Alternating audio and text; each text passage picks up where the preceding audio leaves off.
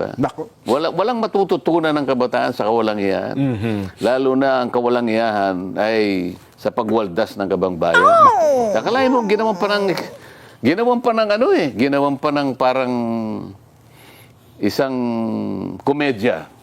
Oho. Binabasa ko sa, ang dami kasi yung pinapadala sa akin eh. Ay, mga memes po, tawag ata nila doon. Hindi ko alam kung anong tawag doon. Opo. Dahil nga ang pinag-uusapan mga kontraktor sa panahon Okay. ito, Opo. si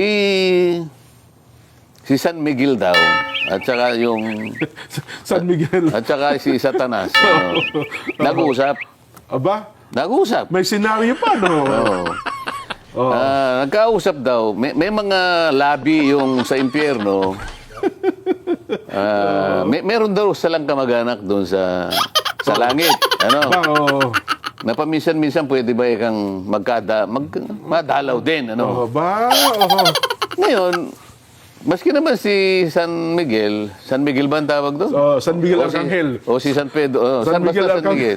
Maski naman daw doon sa kanyang teritoryo, meron naman daw may gusto ring puntahan naman sa baba yung ilang mga kamag-anak. Ganun po gusto at rin mga puntahan. kaibigan. Oo. Ngayon, mangyayari lamang yan, sabi niya, Oo. kapag kapwa tayo gumawa ng bridge.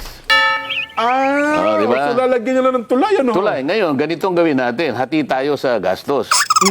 Sabi ni... Arcangel, Gabriel Arcangel. Oh. Bakit Arcangel na pinag-uusapan? Si Gabriel, sabi niya pa, si Gabriel San Arcangel. Miguel. San Miguel. Sino ba yung nagbabantay? Si San Pedro ata. Si San Pedro. Si San Pedro. Mali-mali naman kayo eh. Etong... Hindi kami sanay sa ganyan mga kwento kasi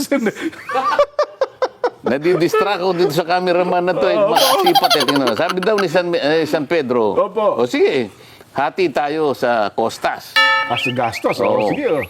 Basta sa gitna. Basta ito yung gitna. Ito yung langit, gitna. Ito yung impyerno, gitna. Sabi niya, 30 days ang bawat isa. Kailangan matapos ang bahagi natin. Ba? O de... Kasundo, 30 dias. no. Basta within 30 days, matapos ang kalahati natin para makonstruct yung bridge.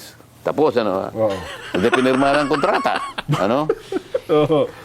Si Satanas, 29 days natapos niya. Aba, Nandun na, nasa basta isang gitna. araw, ano? So the bridge from hell, natapos niya ang kanyang kalahati. Nakagitna. Okay. Nagtataka sa ganun, tinitingnan yung kalahati. Ba't ikaw walang nagsisimula sa kanila? 30 days ang usapan. Tinext niya ngayon si San Pedro. Peter, sabi niya, paano mo ikaw matatapos ang bahagi mo? 29 days na. Di ka pa nagsisimula. Alam mo sa sagot ni San Pedro? Na-overestimate ko yung capacity ko eh. Okay. Pasensya na, sabi niya ganun. Wala akong makitang contractor dito sa panig ko. Nasa iyo lahat eh.